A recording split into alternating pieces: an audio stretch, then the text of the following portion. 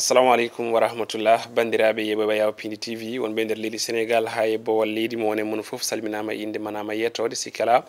en garti e kattande jomiraɗo joom baɗe bawɗe oɗo subaka alkamis ina woni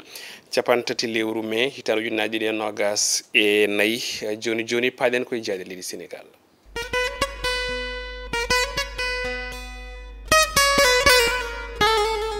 ko adi kaden gara e jaade leydi ndi oɗo subaka hande en gandi ko finare ko sunare mbiyen wayno fini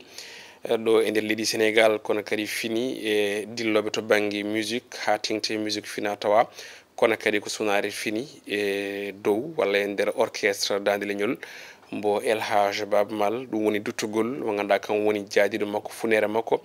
biteɗo mansour dine seck ko hanki jamma beɗo ɗo sanki ɗo e hôpital goto biteɗo suma assistance ɗo e wuro lamorgo ngo dakar caggal rafi cellal jungal ngal o lilino e indam walla mbiyene ɗemgal am e dendagal golloɓe ɗo e radio manam e télévision o e galle o kala e mbari kuɓal ɗen mbiya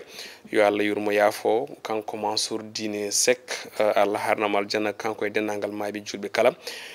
natanten ko jaadi leydi sénégal e oɗo subaka hannde garde e fandu almudo puɗɗortoɗen ko jayinde losoley guendire nde ina wayno ari koye konngudi maw leydi ndi biteɗo bassirou diomaye diakhar faye gam rende taaridi ndi ko wiyete environnement kanko maw leydi ndi ne wayno o erima ko wiyete ñalawma guendijo gam ɓesguli ɗi kala tello goto foof no wawiri so pikku so pelle kono kadi so rata walla so pittirɗi tello e nokku muɗum fitta ɗum jogori wonde ko ɓawa janggo aset ñande goo lewru juin saabi noon janenkoɓe mbi ko président erima moɓodiral kuftidingal e nder leydi ndi kala e kuuɓal ko e nder on ɗon conseil des ministres hanki o sutɗin ɗon konngudi fewde e ɓesguli leydi sénégal o holti noon sembinde taaridi ndi ne wayn tan ko rende e gurdam ɓesguli ɗi kala e mbadi kuuɓal tawi ɗum noon e wiide mabɓe ne jeeya e nden e ɓoore nde ɓe mbiyata projet ɗin konngudi kala ne tawe e hello ɗiɗi e nden jandi witede hello soleil. Le quotidien ari koye fannu goɗɗo ko heewi halluji e oɗo saaha ko affectation du général Kandé toon to Inde ɓe mbitande ko Sonko ala manœuvre manam ko Ousmane Sonko junggo muɗum rewda e ko yewti e gueguingol on ɗon général itteɗo e nder leydi sénégal nawi toon to Inde ɗin ko guuɗi ina tawe hello tati e nder nden jandi witede Le Quotidien. La Tribune e oɗo subaka hande wi koto waɗa affecté toon to Inde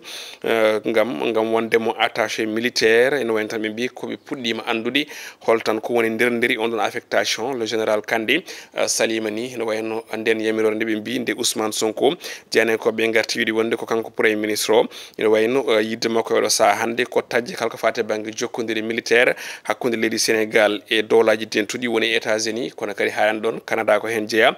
Grande Bretagne woni Royaume-Uni wondude e leydi France ɓe mbi noon ko ɓeɗo ni laamiɓe hesɓe yidde mumen ko sodde ko yewti on ɗon systéme d'écoute de masse tawi koto banggue espionnage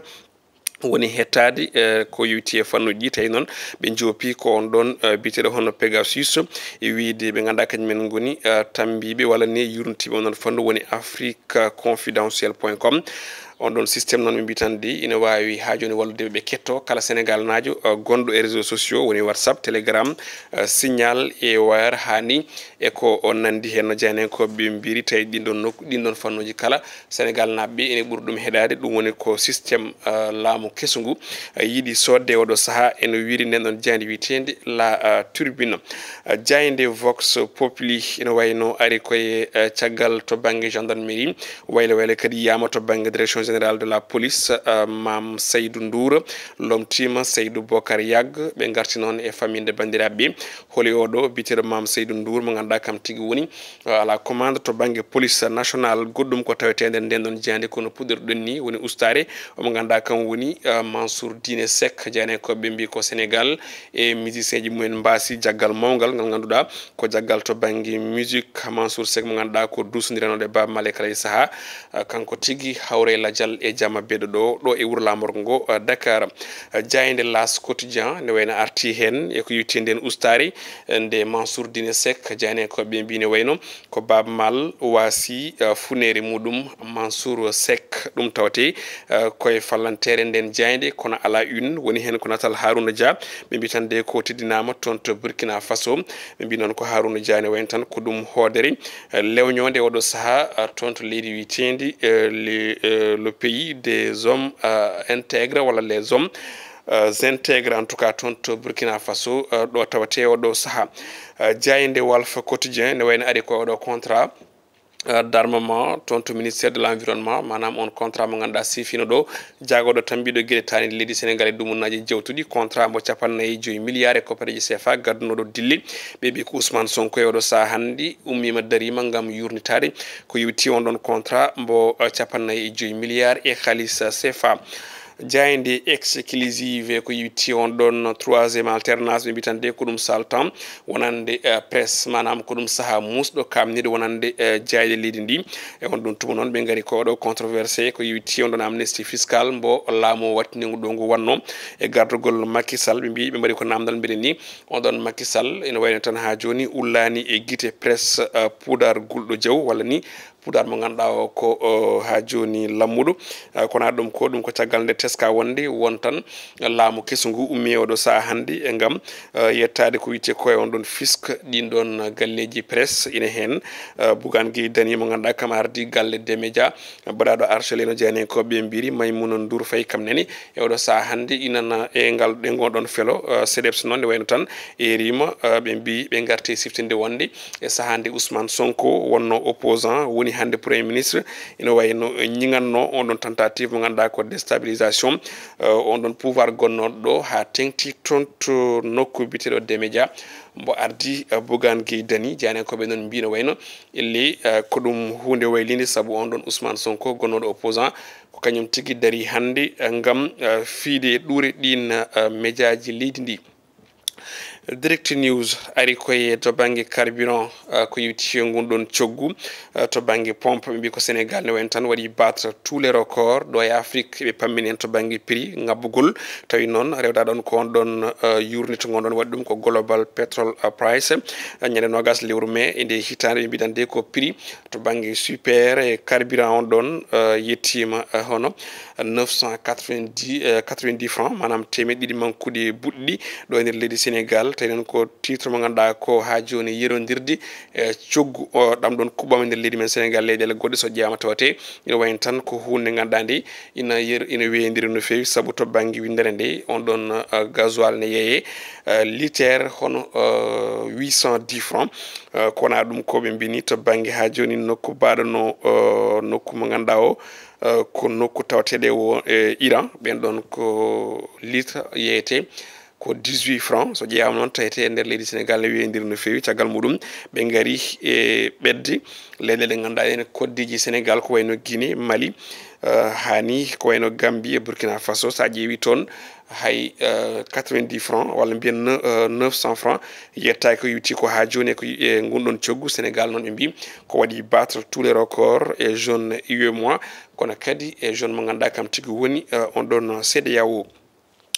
L'éveil quotidien ari koye consommation d'énergie woni tan ha joni ko fate banggue consommation kuɓɓam ɗo e nder leydi Sénégal ɓe mbi ko facture to banggue laamu ngu yettima 90 milliards e koppareji CFA e hitande mayde 2023 manam ko laamu ngu waɗi consommé woni 70 milliards e halis CFA